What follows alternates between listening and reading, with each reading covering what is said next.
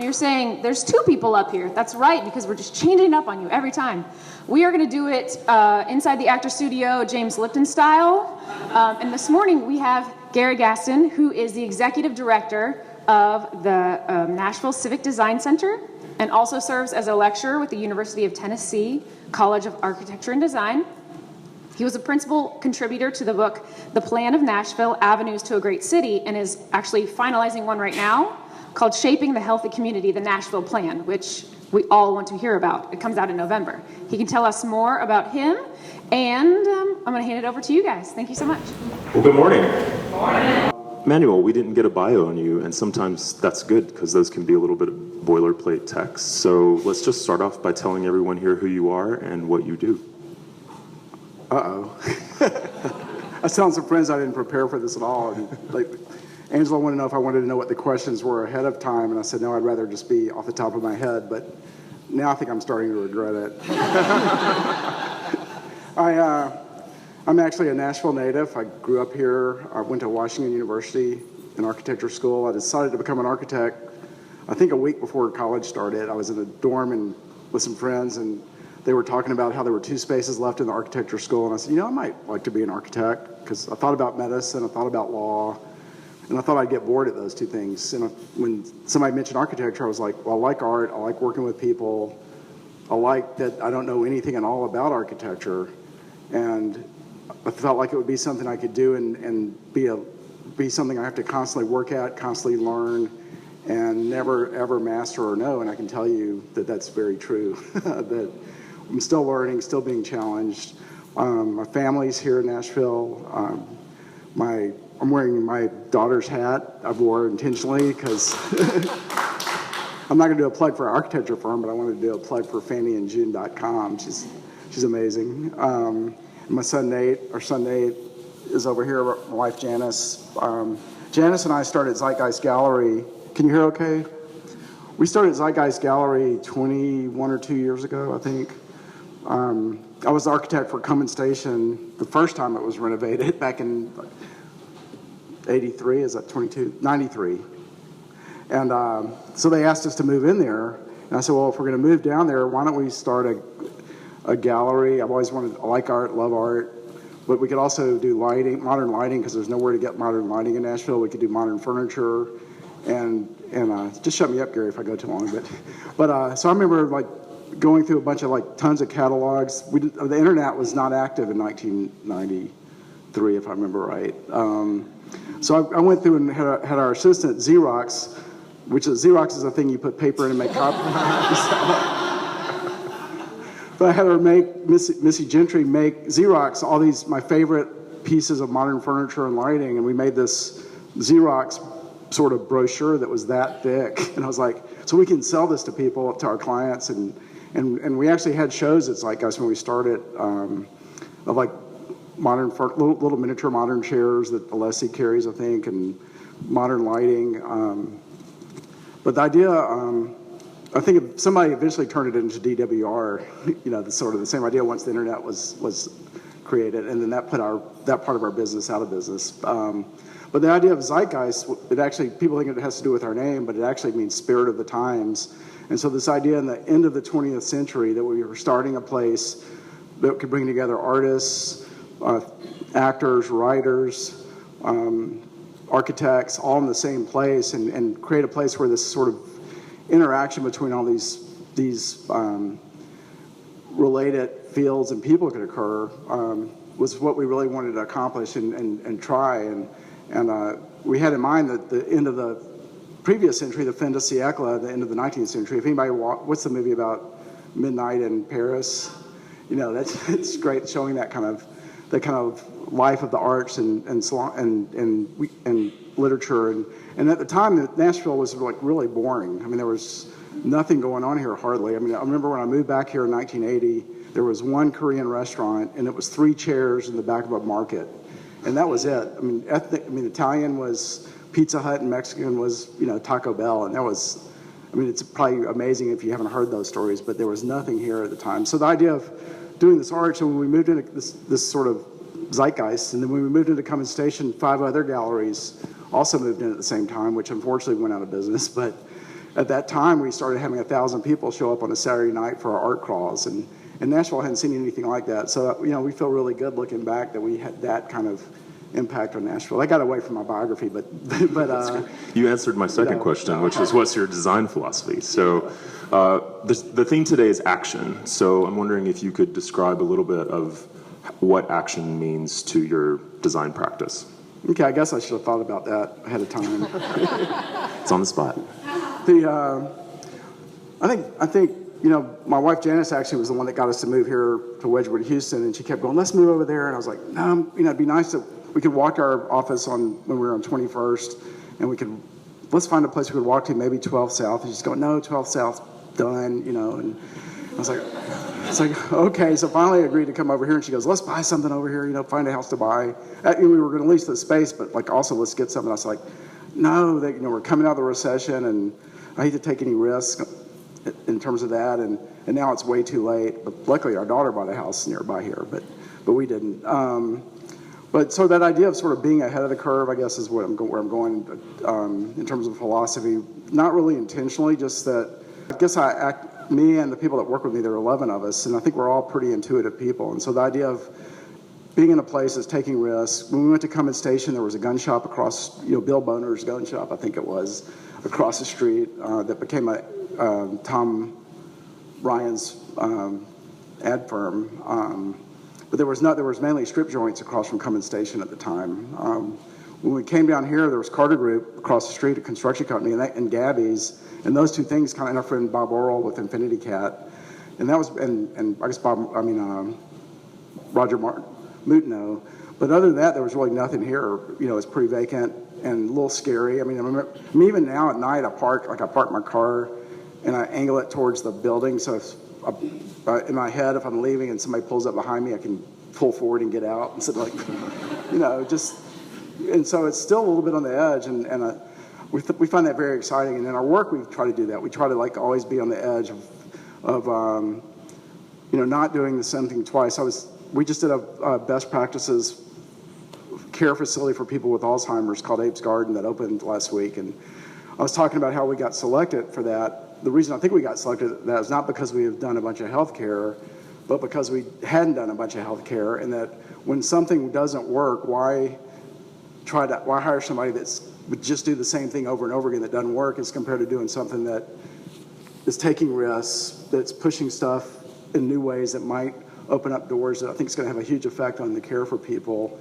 But part of that, and I told people that were at the opening, is that some of what we did might fail, it might not work, and that's what we find really exciting. So when we're designing, if it's a school, if it's offices, if it's restaurants, whatever it is, we try things that we don't know are necessarily always, work or not. Like Ryan's there with Frothy Monkey, and we just did the Flow Thinkery building. I don't know if you guys have seen that, Mark Montgomery's building. And again, that's a building where we took risks. It's 30% collaborative space. There's pool table, there's coffee bar, there's all this hangout space.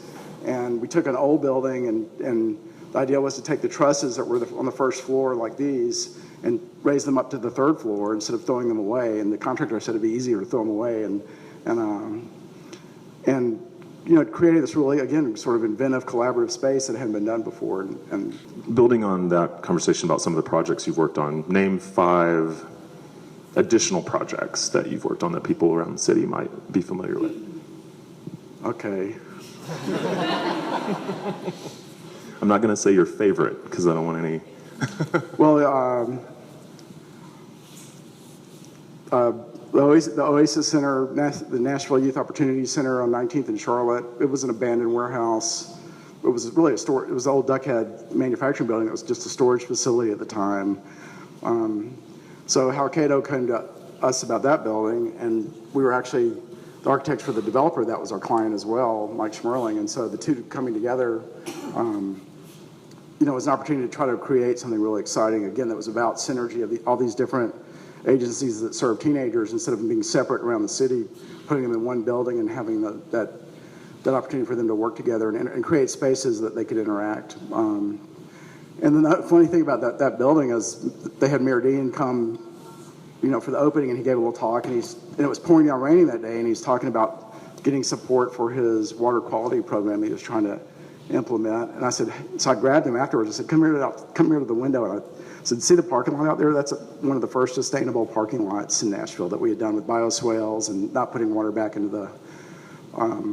So it's another building, Mercury View Lofts, which was with I think the first building we did in the Gulch, which has a curved roof to it. Very first building I lived in. Yeah, you lived in it. That's right. And at the time we did it, it was like it loomed over everything. Now it's just dwarfed by this. But again, there we used like a gravel sort of parking lot in the back, and we did bioswales with Kim Hawkins on both those projects. And so doing things early on that are now sort of just a given, that you do pervious pavement and you do bioswales and parking lots. I mean, those things we did. Just trying them, knowing that was the right thing before all the best practices were put into place. And, knowing you for as long, that's not five, but I think cool. Knowing you for as long as I have, I know you have very strong opinions about design, and so I'm going to give you and the theme is action. So Nashville's a very action city right now. Everything's happening. What are you most excited about, and what maybe are you most apprehensive of or disappointed with, I guess, in a way? Okay, maybe one of the things I'm most excited about is I hardly know anybody in this room. It just blows me away. It's like I'm turning 61 Monday, and I picture myself your age, and it's hard to think of me not your age, and not knowing everybody involved in this community. So for me, it's really exciting that Nashville's got this sort of charged life. I think my biggest concerns are sustainability, period. I mean, we've got to solve transportation. I have no doubt that she'll solve it, our next mayor. And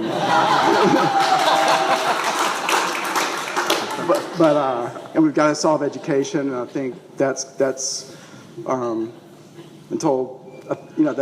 that'll be solved. But the thing that people aren't talking about is the climate. I think if we don't solve the climate crisis, none of these other problems are going to be issues, real honestly. So I'm very excited about the economy in Nashville. I think we're so diverse in terms of that it's just, I tell people we're kind of on almost like a snowball effect or steamroll effect. And I think even if things have downturn in other parts of the country, I think Nashville's going to stay strong, except for like a major climate crisis thing. Not to be a bummer, but we have to put our energy into solving that. And I'm real excited about the growth and about the change and about sort of, for years I've thought about how there's this giant wasteland in the middle of Nashville that needs to get filled in, and I think what we're seeing is, when I say I think the economy's going to go for years, I think it's going to we could go for 50 years and keep adding housing in town and build schools and build groceries and make this a real city. It hit me a couple of weeks ago that, people were talking about the IT city and how Nashville will become the IT city, or why is it so exciting that it's, and what made me think of it, this friend's husband from Boston was here, and he looks at me and he goes, I don't get it. We got all this stuff in Boston. And I was like, yeah, but we don't. And so what it really hit me then was that I think the thing why Nashville is so exciting and so hot right now, if you can use that word, is that we're in the process of becoming a real city. And that, Chicago, New York, LA, I love going to any of those cities, but they're they're evolving, but they're still those are real cities. Nashville's not yet a real city, but it's in the process of becoming one. And I think that energy of being in the middle of that, for me, and I'm sure for you guys, it's got to be, it's phenomenal. It's pretty incredible. So I'm probably most excited about that. You've mentioned housing. You've done a lot of different housing typologies and designs around the city. I'm curious about your opinion on how architecture and architects can contribute to the conversation about affordable housing and design, and can design produce affordable housing? Man, that's a complex. That takes longer than 20 minutes. One of the things I'm really worried about is there are a lot of developers coming to Nashville building these big apartments that look like they could be anywhere, that have no retail or restaurant kind of space on the first floor. And so it's not really answering your question about affordability, but they're creating sort of blocks of what Jane Jacobs wrote about in The Life and Death of Great American Cities, like unoccupiable streets. That, like, if you look at 8th Avenue, they're building a bunch of apartments with nothing on the main floor except for fitness centers and leasing offices. So, that doesn't create a real safe street. So the idea of part of affordability is safety, and having mixed uses, I think, is really important in terms of affordability for a viable city. I think, like, I have one client that's talking about the idea of almost doing a crowdfunding for affordable housing, and on a project they're doing, they're talking about actually putting out a crowdfunding site, and people can invest, $10, $50, whatever it is, to actually buy the unit that then would be rented out as an affordable housing unit, which I thought was a great idea. Then over time they can get returns on it, but it's going to take creative thinking like that, I think, to solve it. In Nashville, land has gotten so expensive that it's really hard to provide affordable housing, probably without some government assistance. Having gone through architecture school myself, not practicing, sometimes I think back to that project that just didn't quite work, and I keep thinking about that all the way back to architecture school. So I'm wondering, as an architect, do you ever have disappointments in your work, and then how do you sort of deal with that?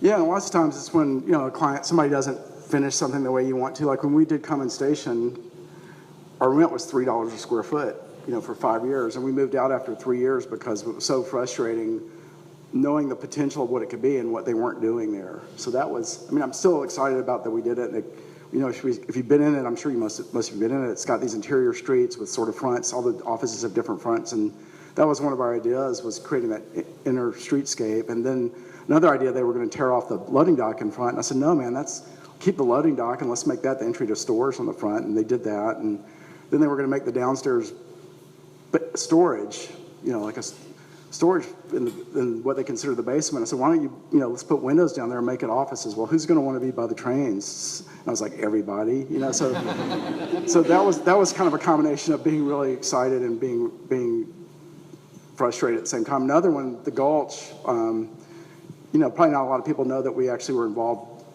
in creating the whole Gulch with Bill Barkley, one of my clients. It's a great visionary and great client. And he took me on top of what's now the Bohan building, which an early building we had done before the Gulch, and said, look out there, what do you see? And again, it was just this vast wasteland. There was nothing there. I've got pictures of just, parking lots and barren lots with dirt, and so we started talking about this idea about the Gulch, and you were asking about architecture, some of our stuff, our characteristics earlier, philosophy, but so it was sort of a rawness to the work, which again in graphics and other kind of design fields, fashion, I think keeping things raw, not overworking things, is really important, not over polishing stuff.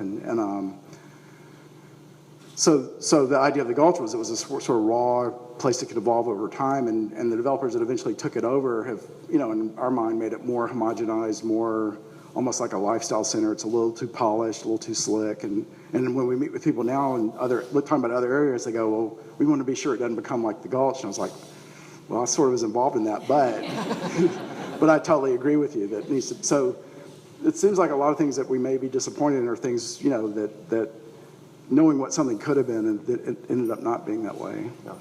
How would you suggest, or recommendations or insights on ways to get involved in things happening in the city?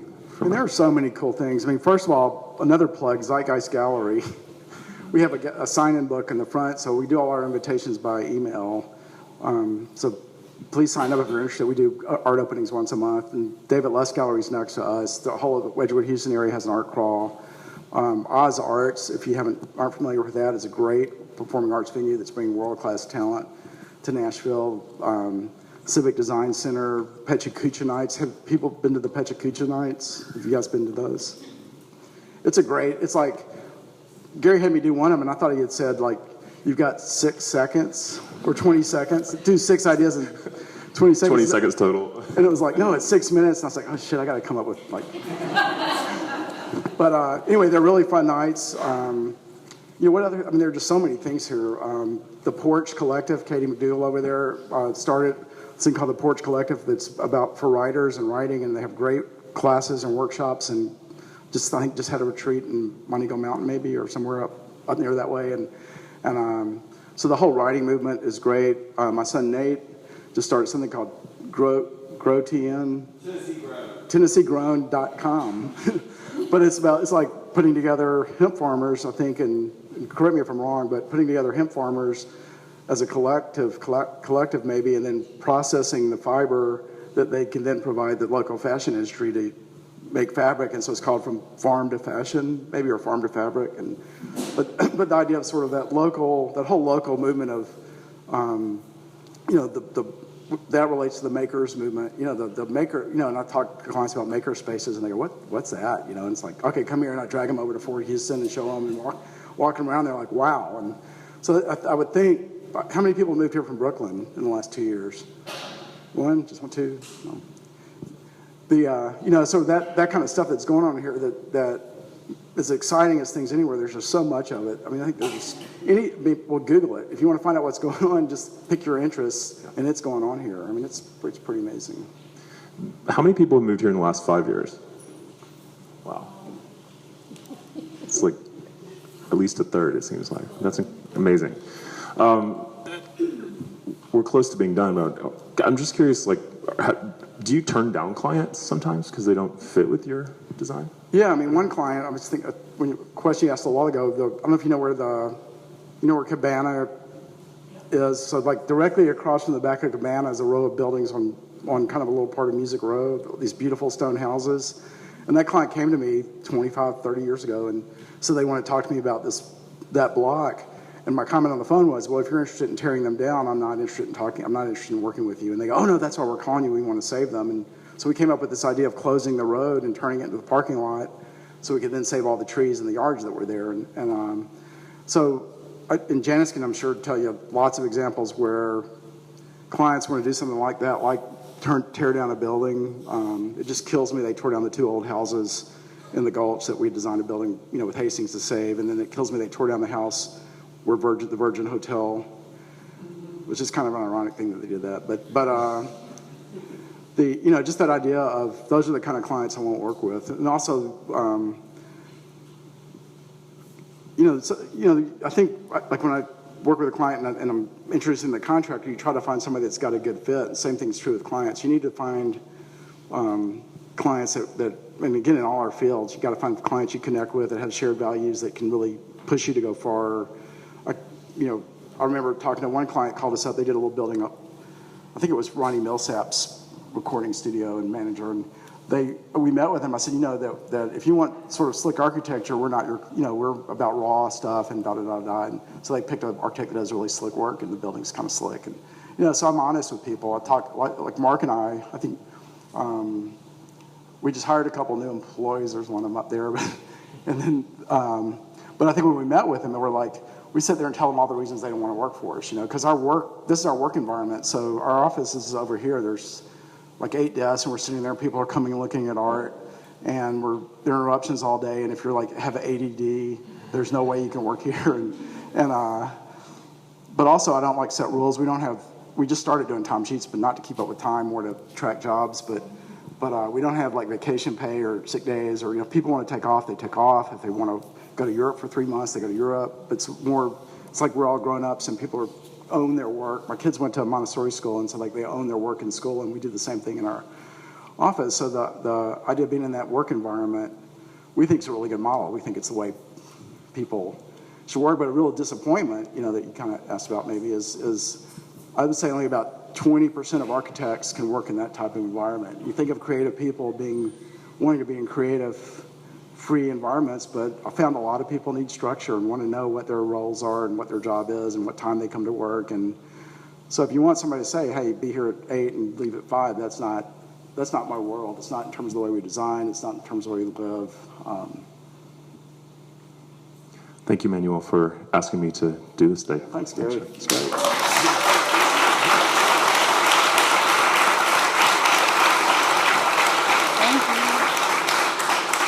We have a little bit of time, so I wanted to see if anyone had any questions. We'll do probably 5 questions, and then if you have more after that, you can seek them out individually. Anybody? All right, Kat? I was wondering, as far as artist housing, since Nashville's primary identity has to do with artists and musicians, and the city seems, as a whole, the infrastructure of the city seems like it's pushing a lot of that out. Do you have a heart for artist housing and affordable housing specifically for artists, and do you have an idea about how to solve that problem? Great question. And this gets back to your affordable housing question. I mean, really to answer your question, I think you've got to have a mixture of affordable housing in almost every housing project. But the idea of building affordable housing over here or artist housing over here, it just needs to be integrated in a community. And as we become the real city I was describing, that I think you're going to have that mix of affordable and artist housing as part of it over time.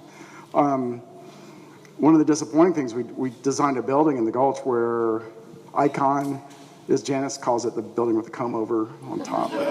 But there was a really beautiful art moderne brick garage there that was Bell South's garage, and the windows had been filled in, and so I like doing collaborations with other architects and designers and artists, and we're actually getting ready to collaborate with New Dialect on their piece at Oz this spring, but we were doing a project with Nick Dryden and for Bill Barkley, and we designed a building that was going to renovate that garage, and it was going to be, I think, a movie theater was the idea. And then we designed a 7-story building instead of an 18-story building. That actually would have been an Icon. But it was designed around this courtyard that was behind the garage building. So there was going to be a parking garage right behind it. And our idea was the roof of the parking garage would be a terrace that would then be lined with studios that had glass garage doors for artists to live workspaces, and having a co-op gallery next to that garage. I mean, this was all part of the plan. And so the idea was that the roof of the garage would be this big courtyard where there's sculpture going on. You're seeing all the artist studios. People could come walk around and visit the artist studios. And then the apartments would be built up around that. And unfortunately, that didn't get to happen. But that idea that, again, that sort of, you could use the profits from the market part of it, the apartment part and the retail part, to then find the artist part, and then use that to create a great environment. When I was just remembering, when we were at Cummins Station, I was talking to Kurt Garrigan, who used to be with the Historical Commission, and he goes, "What are you working on?" And I was like, "Oh, we're getting ready to renovate those buildings over there." And he goes, "No, you're not." And I go, "What do you mean?" And he goes, "Well, they're getting ready to tear them down for the Frisk Center parking lot." And I was like, "Really? My client's closing on them on Monday." So we went and talked to the head of the Frisk Center at that time, the director, Ken Roberts, and tried to talk him in to the idea of keeping these old buildings that are now where the parking lot was, that you could still park around it, but he wanted to make it expose it, make the Frisk Center really visible. And we're saying, well, that's like the Victoria Emanuel building in Rome, how horrible it is, and the really great places in Europe, you go down the street and wind around, and all of a sudden you come into this special space and you see it, and that could be what the experience of the Frisk Center. And he was like, "No, let's turn them down."